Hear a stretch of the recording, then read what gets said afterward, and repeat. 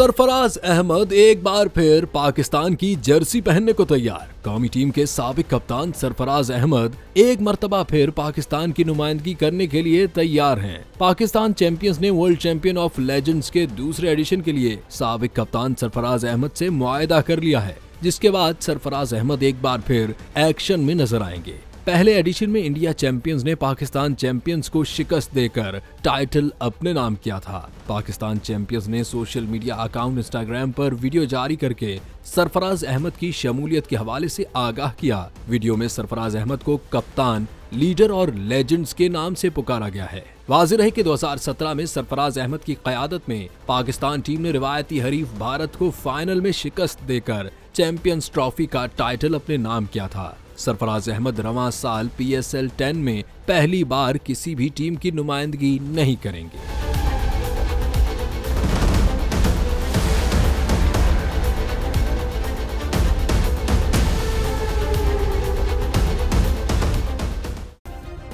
Subscribe करें और bell दबाएं ताकि कोई खबर रह न जाए।